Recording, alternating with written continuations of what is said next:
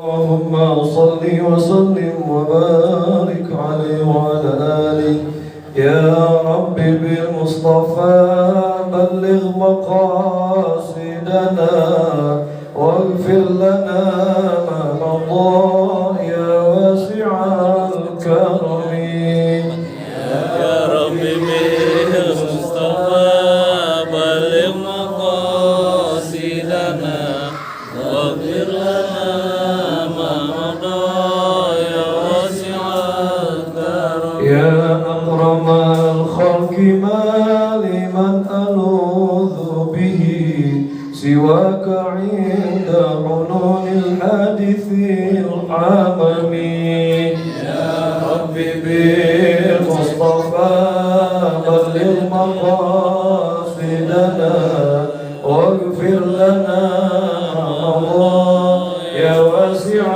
الكرم ولن يضيق رسول الله جاءك بي إذا الكريم تجلى باسم منتقم يا رب بالمصطفى بلغ مقاصدنا واغفر لنا ما مضى يا واسع الكرم لعل رحمة ربي حين يقسمها تأتي على حسب العصيان في القسم يا رب بالمصطفى بلغ مقاصدنا واغفر لنا ما مضى يا واسع الكرم يا نفس لا تقنطي من زلة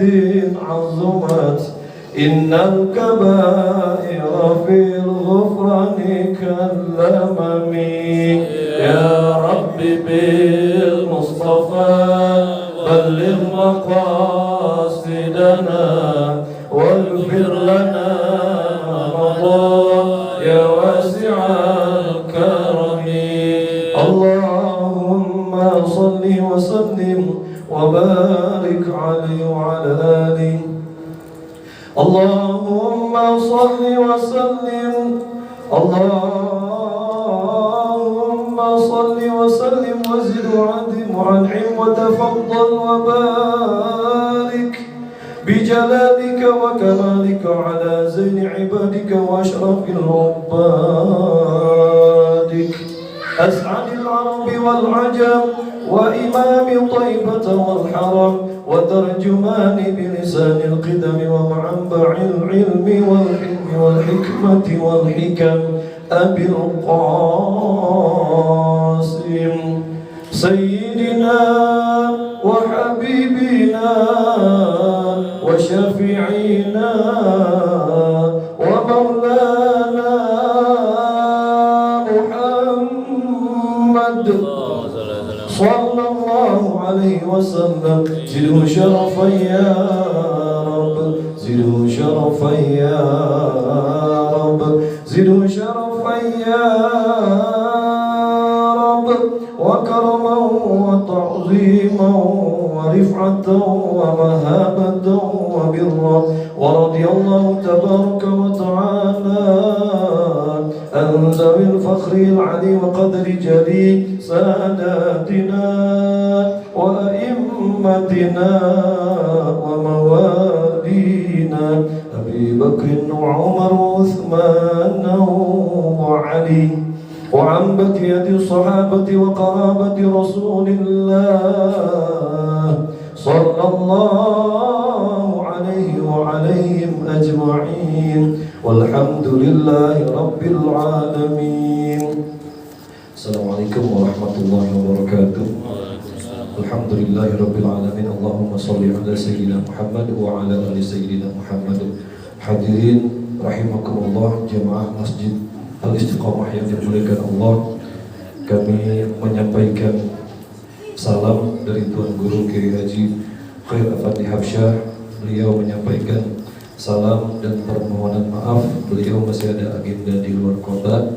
Untuk itu dibadalkan oleh Yang Mulia Ustadz Abdul Rahman. Marilah sama-sama kita simak dengan penuh khidmah untayan ilmu yang akan disampaikan oleh beliau. Alaihi faltafadhal mashkura.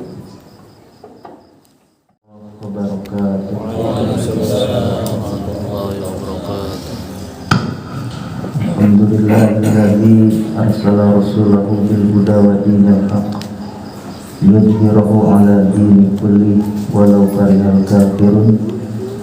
Asyhadu an la ilaha illallah wahdahu la syarikalah wa asyhadu anna sayyidana wa maulana Muhammadan abduhu alladzi la nabiyya ba'dah. Allahumma salli wa sallim wa barik ala sayyidina Muhammad wa ala ali sayyidina Muhammad. Amma ba'du. Faqad qala ta'ala a'udzu billahi minasy syaithanir rajim. Bismillahirrahmanirrahim. Innahum unasun yatatahharun. Wa qala Rasulullah sallallahu alaihi wasallam, at-tahuru syatrul iman. Sadaqallahul alim wa sadaqa rasulun nabiyul karim. Wa nahnu ala dhalika minasyahidin wasyakirin walhamdulillahi rabbil alamin. Nawaitu ta'alluma wa ta'lima wa naf'a wal intifa wal ifadah wal istifadah wa tadakkura wa tadhkira wa naf'a wal intifa khudhu ma atainakum bi quwwatin wadhkuru ma fihi la'allakum tattaqun. Qala al-mu'allif rahimahullah wa nafa'ana bi 'ulumihi amin ya Allah ya rabbal alamin. Qala rahimahullahu ta'ala kitabu ahkamit taharah. Wal kitabu lughatan masdarun bimakna dham wal jam'i wastilahan ismun li jinsin minal ahkam. Hadirin jamaah yang insyaallah dimuliakan oleh Allah Subhanahu wa ta'ala. Musannif pengarang kitab Fathul Qorib selanjutnya di sini akan menjelaskan tentang Kitabu Ahkamit Taharah sebelum nantinya membahas tentang bab salat ataupun yang lainnya. Maka terlebih dahulu di sini dilabeli atau diawali dengan kitab-kitab, dengan kata kitab. Maka kata kitab itu sendiri mempunyai arti. Kalau bahasa kita itu yang gamblang itu seperti tempat perkumpulan kendaraan atau disebutnya sebuah terminal besar, terminal inti. Nah, kalau bahasa di sini adalah masdarun bimakna dhomi, lafaz atau kalimatnya masdar. Jadi kalau kita telusuri secara babu tasrif ilmu nahwu, maka itu kalimatnya masdar. Artinya masdar yaitu suatu kalimat yang keberadaannya itu nomor 3 dari setiap tasrif. Fama yaji usalisan fal masdaru wa nasbuhu bi fi'lihil muqaddaru. Jadi kalau ada setiap kalimat, kalau ditasrif itu urutan nomor 3. Fa'ala yaf'ulu fa'lan, akroma yukrimu ikroma, kataba yaktubu kitaban.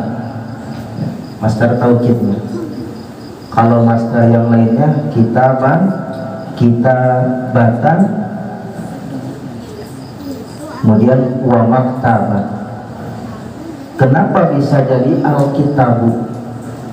Padahal diambil masdarnya yaitu kata bayak tubuh kitaban, tinggal dimasukkan yang namanya alif dan lam, kemudian dirofakkan menjadi Alkitab. Jadi kalau secara ditelusuri menurut ilmu nahwu, maka ini statusnya menjadi khobar. Artinya ada lafaz yang dibuang yang berkaitan dengan khobar, yaitu mubtada. Jadi kalau ditakdirkan hada kitabu ahkamit thaharah, yang mana mempunyai makna ad-dhammu. Jadi ad-dhammu itu adalah sama dengan al-jam'u, yang mengumpulkan. Artinya kumpulan-kumpulan pembahasan secara global, maka itu disebut kitab. Maka di sini judulnya Kitabu Ahkamit Thaharah, judul intinya, judul besar, terminal besar. Kalau menurut istilah, yang dinamakan kitab itu ismun li jinsin minal ahkam, suatu nama untuk sebuah jenis yang mana diikat untuk sebuah hukum. Secara garis besar, judul besar itu namanya kitab. Kemudian di bawah kitab, amal babu, ada yang namanya bab, kemudian ada yang namanya pasal. Jadi kalau judul besarnya Toharoh, kemudian cabang-cabangnya itu menjelaskan tentang hal-hal yang bersangkutan dengan Toharoh. Seperti Toharoh harus menggunakan air, intinya nggak ada air kemudian berpindah tayamum menggunakan tanah atau dengan batu. Nah itu namanya bab. Jadi sesuatu yang ada, yang mana keberadaannya di bawah kitab. Al-ismu bimakna dhammi. Nah kalau bab itu adalah ismun linau'in mimma dakhalat tahta dalikal jinsi. Jadi suatu nama atau suatu kaidah hukum yang mana keberadaannya ada di bawah kitab. Jadi kitab itu kalau di judul besarkan paling atas, terminal besarnya. Kemudian di bawahnya baru ada pasal, kemudian ada bab. Dan juga kalau secara terperinci kan itu banyak. Makanya di sini sudah mencakup kitab, pasal, kemudian nanti ada far'un, sebuah cabang masalah. Kemudian ada yang namanya tanbihun, sebuah peringatan, dan ada lagi yang namanya khotimatun, akhir dari sebuah masalah. Kemudian terkadang ada juga yang namanya tatimatun, sebuah penyempurna untuk membahas tentang masalah. Para hadirin jamaah sekalian, di dalam lafaz at-thaharah, at-thaharah itu huruf to-nya dibaca fathah. At-thaharah bi fathil to, dengan mematahkan to. Ini mempunyai makna tersendiri. Makanya di dalam bahasa Arab, walaupun lafadznya atau kalimatnya sama, tetapi misalkan harokatnya berbeda, a, i, u, itu berpengaruh terhadap makna daripada kalimat itu sendiri. Nah, maka musannif pengarang kitab mengatakan, apabila lafaz toharoh, huruf to-nya dibaca fathah, toharoh, maka itu mempunyai arti an-nadhofah. An-nadhofah itu berarti suci atau bersih, baik bersih daripada najis-najis yang secara zahir, minal aqdari dhahirah, kotoran-kotoran yang bangsa dohir berarti najis, kemudian kotoran-kotoran yang lain atau najis yang lain, maka itu disebut toharoh secara bahasa, atau bersih suci daripada najis maknawi, kotoran yang bangsa makna seperti apa? Al-hikdi, seperti mempunyai rasa hasud atau unek-unek atau iri, dengki.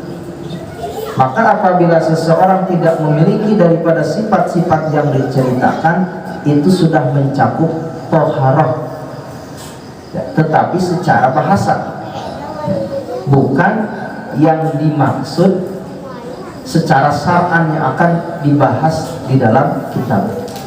Jadi itu hanya sekedar bahasa, maka memiliki makna yang sangat luas, perlu adanya takwil.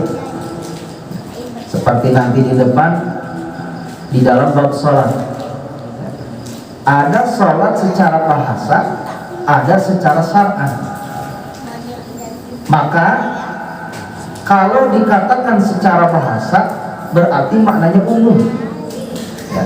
As-sholatu lugotan ad-du'a, ya. Sholat secara bahasa itu sekedar berdoa, itu disebut sholat, tetapi bukan yang dimaksud. Makanya salah, hilang ketika ada yang mengartikan, ya ngapain sholat, bisa 4 rakaat cukup aja berdoa. Nah itu gagal paham, ya. Karena bukan yang dimaksud. Jadi maknanya masih luas, maknanya umum, ya. Yaitu yang dimaksud sholat secara syar'an atau ilmu fikih adalah aqwalun wa af'alun muhtatahatun bitakbir wa muhtatamatun bisaslim bisyara'ito mahsusatin. Jadi ucapan-ucapan yang diawali dengan takbir, kemudian pekerjaan-pekerjaan yang diakhiri dengan membaca assalamu alaikum bisyara'ito mahsusatin, dengan syarat-syarat atau rukun-rukun yang telah ditentukan. Nah seperti halnya ini, jadi bukan yang toharoh secara bahasa, itu bukan yang dimaksud oleh ilmu fikih. Nah kemudian kalau toharoh yang dimaksud yang akan dibahas ini seperti apa? Maka musannif melanjutkan kembali, wa amma syar'an fafiha tafasirun katsirah. Jadi kalau taharah secara syarak, maka itu ada banyak sekali tafsiran. Jadi ada beberapa ulama menafsirkan berbeda pendapat tentang masalah taharah menurut syar'an. Di antaranya yang pertama yang berpendapat yaitu Imam Al-Qadhi Husain. Jadi kata Imam Al-Qadhi Husain, yang disebut taharah itu adalah zawalul man'i al-murattabi alal hadasi wal khabas, hilangnya sesuatu yang mencegah untuk melaksanakan sholat, baik itu dari sebab hadas atau dari segi najis. Itu menurut Qadhi Husain. Jadi kalau tidak ada sesuatu yang mencegah untuk kita melaksanakan sholat, dalam arti kita tidak mempunyai hadas ataupun tidak membawa daripada najis yang tidak diampuni ketika dibawa sholat, maka itu bisa disebut taharah. Jadi terbagi menjadi 2 bagian. Maka najis itu ada najis ma'fuun fil ma'i wala bis sholat, kemudian mahfuzun fis shalat la fil ma'i. Jadi ada najis yang diampuni ketika kita sholat tapi tidak diampuni di dalam air. Dan ada yang sebaliknya, diampuni di dalam air yang dipakai wudhu, tetapi tidak dimaafkan ketika terbawa sholat. Nah, yang dimaksud ini adalah najis atau sesuatu yang mencegah daripada sahnya sholat. Contoh seperti ada bangkai ladama lahasailah. Misalkan ada binatang yang tidak mempunyai darah yang mengalir, apa misalnya? Biasanya kalau musim hujan itu laron, ya. Atau apa yang di kepala kutu, itu nyangkut di baju kita di kantong misalnya. Padahal yang nyangkut bukan badannya, sayapnya doang, gak ada darahnya, gak ada apapun, tetapi itu disebut bangkai. Ke bawah sholat, maka sholatnya tidak sah. Berbalik dengan ketika siraman tersebut jatuh ke dalam air. Ada air 1 ember, kan kurang dari ukuran 2 kulah. Kemudian tertimpa atau kedatangan sebuah bangkai yang tidak ada darahnya, kedatangan sayap laron misalnya, ya tinggal buang. Karena itu diampuni ketika datang ke dalam air, tapi tidak di dalam sholat. Dan ada yang sebaliknya, ma'un fil ma'i, ma'un fis sholat la fil ma'i. Jadi ada kategori bentuk najis yang dimaafkan ketika terbawa sholat. Mana misalkan darah yang sedikit yang mengalir. Jadi ketika kita sholat, kemudian di tangan kita ada bekas bisulan ataupun wudhu misalkan, kemudian si darah tersebut mancer atau mengalir sedikit, maka itu kata para ulama dimaafkan ketika terbawa sholat, asal dengan batasan tertentu. Ya kalau banyak ya enggak, jadi dikit. Tetapi kalau misalkan netes kepada air yang sedikit, maka otomatis air tersebut berubah. Yang tadinya suci dan mensucikan, maka berubah hukumnya jadi air muta.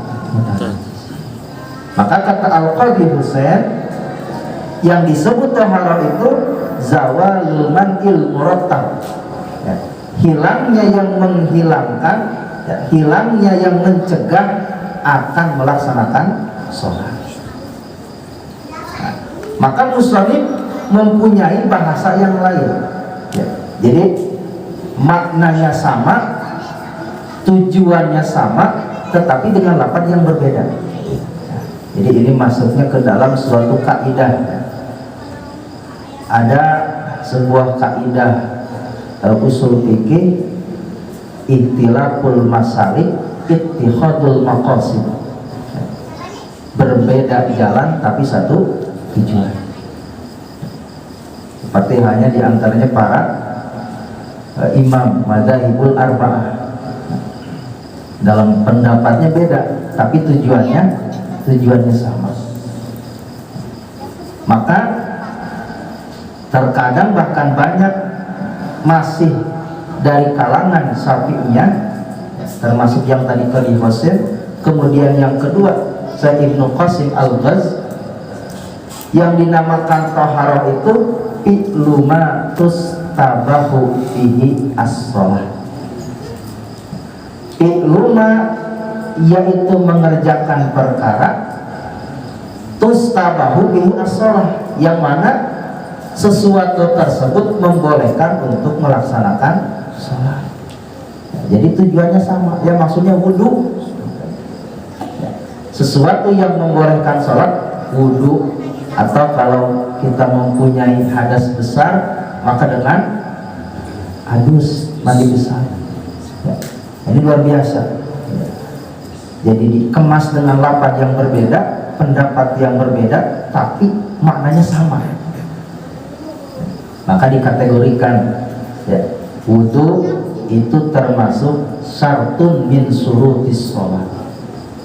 Maka ada istilah di dalam sholat itu ada syarat dan rukun. Kalau syarat ma wajaba wastamarot walaysa minha, sesuatu yang wajib yang selamanya harus ada tapi bukan termasuk bagian sholat, itu syarat.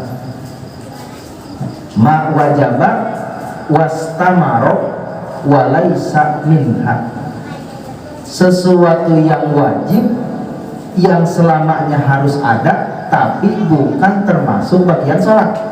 Mana? Wudu.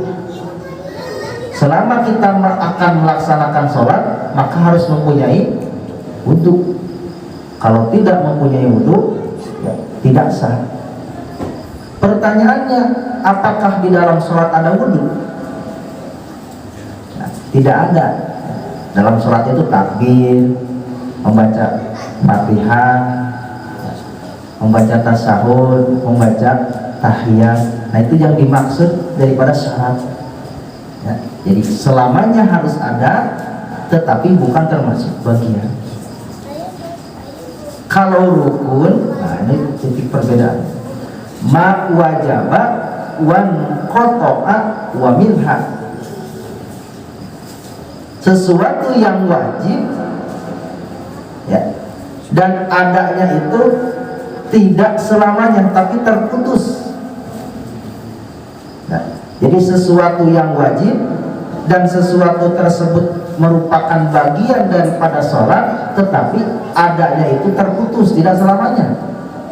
Mana contohnya? Di antara rukun sholat itu adalah qiraatul Fatihah. Sholat harus membaca surat Al-Fatihah. Kenapa harus membaca? Sebab termasuk rukun sholat. Bahkan dalam hadis ya Rasulullah Sallallahu Alaihi Wasallam, beliau mengatakan la sholata liman lam yaqra bi Fatihatil Kitab. Jadi tidak sah sholatnya seseorang apabila di dalam sholat tersebut tidak dibacakan suratul Fatihah, maka termasuk rukun. Dan Al-Fatihah ini ada di dalam sholat, tetapi keberadaannya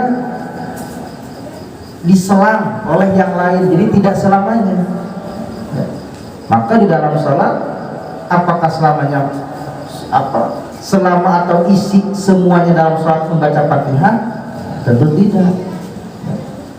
Jadi adanya membaca Fatihah setelah kita niat kalau di awal, kemudian membaca doa kita, kemudian membaca Fatihah, membaca surat. Terserah lagi sama yang lain jauh. Ada ruku, ada iktidal, sujud, duduk di antara dua sujud, ya.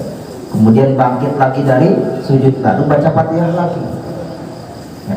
Jadi sesuatu yang wajib, yang adanya termasuk bagian dari sholat, tapi adanya itu terputus atau terserang oleh yang lain. Nah, itu yang membedakan antara syarat dan rukun.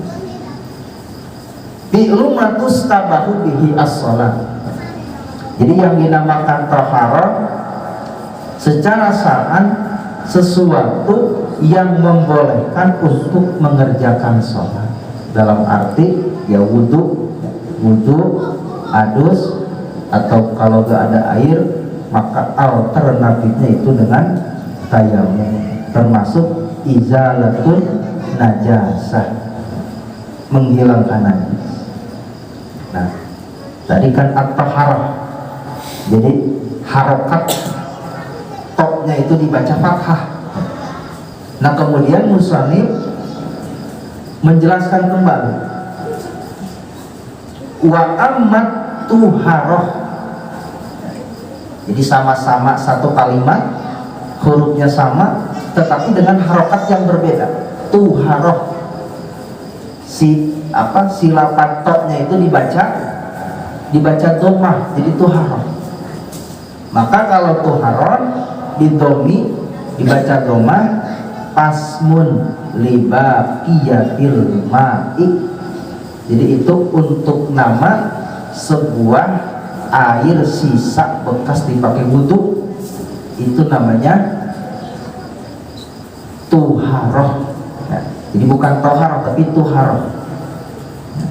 Seperti wudhu dan wadu kan itu beda. Kalau wudhu si wawunya dibaca dhammah, itu pekerjaannya kayak niat membasuh muka, ya, membasuh tangan, kemudian mengusap tempat jadinya rambut sampai dengan terakhir tertib, itu wudhu. Tapi kalau si wawunya dibaca fathah, maka jadi beda lagi maknanya. Yaitu apa? Air yang dipakai wudhu, nah itu wadu. Nah, ini luar biasa.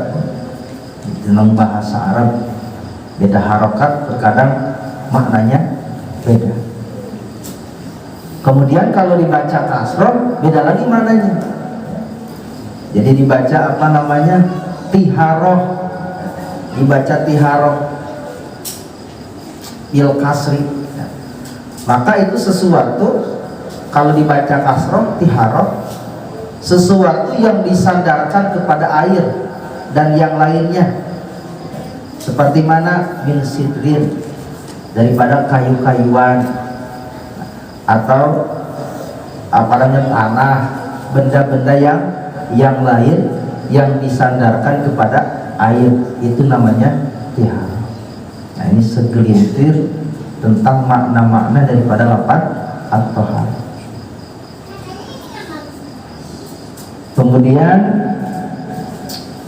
walamma kana al-ma'u alatun lit-thaharah istaqrada al-musannifu li anwa ilmiyah.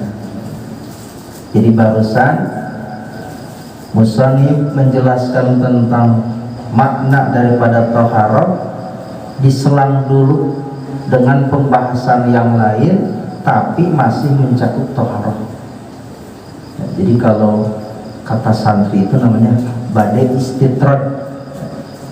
Jadi istar itu menyelang sebuah pembahasan inti dengan pembahasan yang lain, tapi pembahasannya masih nyambung. Jadi kalau awal membahas tentang thaharah, maka di sini musannif akan diselang dulu dengan menjelaskan tentang air, yang mana air tersebut alatun lit-thaharah, merupakan sebuah alat untuk dipakai untuk bersuci. Faqala al-musannif al-miyahu allati yajuju ayyasiru at-tatmir biha sab'un. Jadi air yang bisa dipakai untuk bersuci di antaranya ada 7 macam. Yang pasti yang 7 ini mempunyai sifat atau kedudukan tohir mutahhir, suci dan mensucikan, atau bahasa lainnya ma'un mutlak. Yang pertama yaitu dibagi menjadi 2 bagian. Yang pertama itu an-nazil minas sama wan nabi minal ard, yang turun dari langit. Yang kedua yang bersumber dari bumi. Ya. Jadi kalau yang turun dari langit maka disebutnya ma'us sama, air hujan. Ya. Jadi air hujan ya bisa sah-sah saja, ya, itu bisa dipakai untuk thaharah, baik wudu atau adus, bahkan bisa dipakai izalatul najasah, bisa. Kemudian yang selanjutnya adalah air-air yang keluar atau bersumber dari tanah. Di antaranya satu yang disebut ma'ul bahri, air laut. Jadi walaupun sifatnya itu bukan tawar, sifatnya asin, itu bisa dipakai untuk toharoh. Kemudian wama'un nahri, air sungai. Tentu air sungai yang mana dulu, yang belum tercemar, masih terjaga kemurniannya. Kemudian wama'ul bi'ri, termasuk air sumur. Kemudian wama'ul aini, jadi kalau di pelosok hutan-hutan ada sumber air atau air yang menetes daripada batuan. Kalau istilahnya disebut air nyusuk, mata air, sumber air, itu bisa dipakai untuk toharoh. Bahkan wama'us salji, ya. Jadi kalau kuatnya bisa air salju, termasuk wama'ul barad, air yang ada di dalam kalau pagi itu air ibun, ya. Jadi air ibun yang belum tercemar oleh apapun itu bisa dipakai untuk toharoh. Bahkan selain yang diceritakan, ya, jadi ulama berpendapat selain yang tadi diceritakan yang 7, ada lagi air yang bisa dipakai, yaitu diantaranya berbentuk salah satu mukjizatnya Rasulullah Shallallahu Alaihi Wasallam, an-nabu min baini asabihi. Jadi air yang keluar daripada sela-sela jari, keluar air daripada jemari Rasulullah Sallallahu Alaihi Wasallam saat cukup untuk tidak salah Rasulullah. Perjanjian hidayah tidak sedikit, itu mukjizat. Pada saat perjanjian hidayahnya Rasulullah Sallallahu Alaihi Wasallam, ya, karena banyak wa mu'jizatuhu katsiratun gurab minha kalamullahi mu'jizul basyar. Jadi mukjizat Rasul itu banyak, diantaranya itu yang paling agung yaitu Al-Quranul Karim, mu'jizul basyar. Jadi Al-Quran itu disifati dengan mu'jizul basyar, suatu kalam yang bisa melemahkan musuhnya. Kenapa disebut mu'jizul basyar? Maka ini sudah ketentuan daripada Allah Subhanahu wa ta'ala. Jadi ketika Allah menurunkan sebuah mukjizat kepada para kekasihnya, maka tergantung yang namanya situasi dan kondisi yang sama dengan kelakuan yang dilakukan oleh kaumnya. Seperti contoh kaumnya Nabi Musa alaihi salam, maka mempunyai kelebihan atau keahlian, ya, kayak sihir-sihir, bisa merubah sebuah benda menjadi yang aneh, ya. Ada sendok lempar jadi ular, nah, piring dilempar jadi kodok. Itu sudah dikasih suatu kelebihan oleh Allah Subhanahu wa ta'ala. Maka Nabi Musa pun sama, dikasih mukjizat yang bermunasabah, yang sama dengan apa yang dilakukannya, yaitu diantaranya tongkatnya bisa berubah menjadi ular. Kesininya ada Nabi Isa alaihi salam.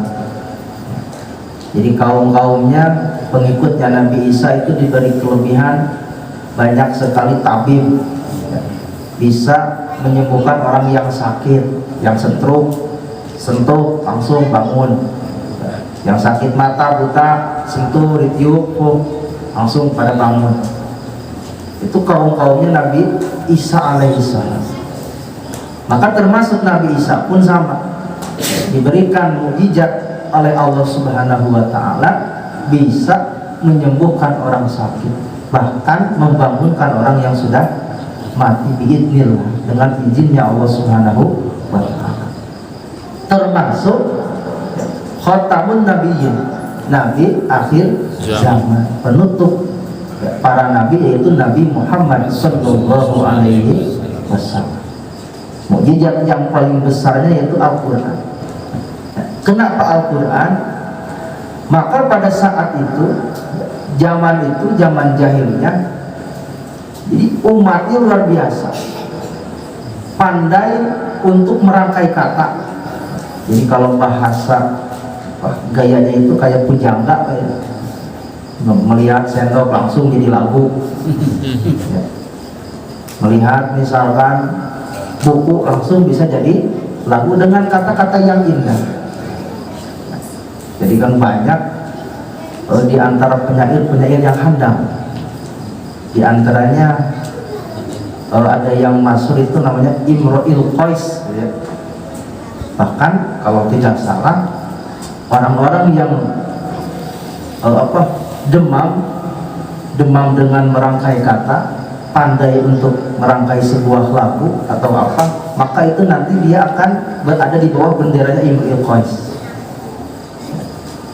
Maka Nabi diberikan sebuah mukjizat berupa Al-Quran. Ketika Al-Quran dibacakan, banyak sekali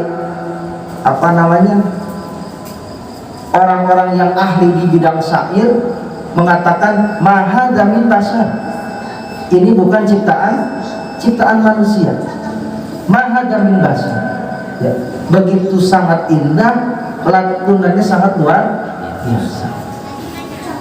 Bahkan Allah Subhanahu wa ta'ala berkata dalam salah satu ayatnya, kullau kan, dalam surat Al-Baqarah, ala ayyatu bimisli hadal Quran, ayat berapa ya? La ya'tuna bimislihi walau kana ba'duhum li ba'dihim dhahira. Qul la in istama'atul insu wal jinnu, kalau tidak salah, qul la in istama'atil insu wal jinnu ala ayyatu bimisli hadal Quran la ya'tuna bimislihi walau kana ba'duhum li ba'dihim dhahira. Apabila jin dan manusia di seluruh alam semesta bermusyawarah, berkumpul untuk membuat suatu lantunan yang seperti Al-Quran, la ya'tuna bimislihi, maka tidak akan mampu, walau kana ba'duhum li ba'dihim dhahira, walaupun satu sama lain itu saling tolong menolong. Makanya ada bahasa mukjizul bashar yang bisa melemahkan musuhnya, namanya manusia. Maka di situ ada orang yang penasaran, Al-Quran, lantunan begitu saya juga bisa. Maka ada orang yang nekat untuk membuat sebuah lantunan seperti Al-Quran. Diceritakan kisahnya, namanya Musailamah Al-Kadzdzab. Jadi Nabi masih ada, sudah menjadi Nabi, masih ada aja orang yang mengaku dirinya Nabi. Dialah dia, Musailamah Al-Kadzdzab. Dan Musailamah itu mencoba untuk membuat sebuah lantunan Al-Quran. Yang pertama, dia meniru daripada surah Al-Kautsar, inna a'tayna kal kautsar. Kata Allah, inna a'tayna kal kautsar, saya telah memfasilitasi, memberikan kepada engkau wahai Muhammad akan telaga Kautsar. Fasholli li rabbika wanhar, inna syani'aka wa abtar. Enak didengarnya. Nah, dicoba ditiru oleh Musailamah. Maka gimana Musailamah mengatakannya? Inna a'tayna kal kautsar, fasholli li rabbika wanhar, inna syani'aka wal abtar. Hancur, gak enak. Bahkan tidak berhenti sampai di situ, dia meniru lagi. Ya. Surat Al-Fil, ya. Alam taro kaifa fa'ala rabbuka bi ashabil. Apakah lam tidak taro, engkau melihat kaifa fa'ala rabbuka, bagaimana Allah mengerjakan di ashabil fil kepada pasukan gajah. Alam yaj'al kaidahum fitadin, apakah tipu daya mereka itu ada dalam kehancuran terus sampai selesai. Enak didengar makna satu kepada makna yang lain jelas terukur. Dicoba ditiru oleh Musailamah, ada diancur alfi malfi lahu dan buntawil. Apa artinya? Jadi kalau diartikan jangankan kita kasarnya, bocah TK juga tahu. Alfi adapun gajah satu. Malfi apa itu gajah? Lahu dan buntawil, dia mempunyai belalai yang sangat besar. Nggak tahu kan ada pelajaran TK. Makanya, nah ini luar biasa. Jadi dijaga daripada tahrif, dijaga daripada kepalsuan orang-orang yang akan memasukkan Al-Quran. Disebutnya mu'jizul basar.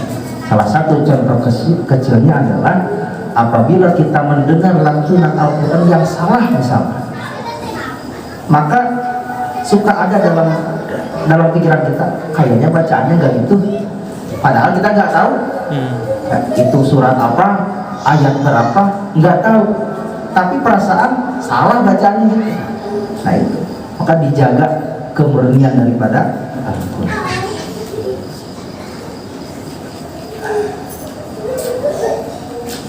Wa bi jami'i hadhis sab'ati qauluka nazil minas sama an-nabiyunaka.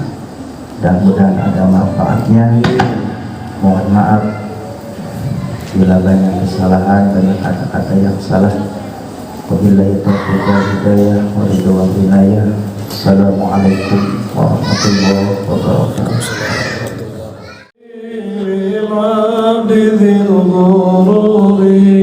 والفاتح في الأمور وحماقة الحبور وصلاة الله دواما وسلام تماما على ما يجد إماما ولأمني ختاما وعلى آل الكرام وأصحابك النجوم في القدوة المرام للعلم والعجم يا ربنا اعترفنا بأننا اعترفنا وإننا أشرفنا وعلى رضا أشرفنا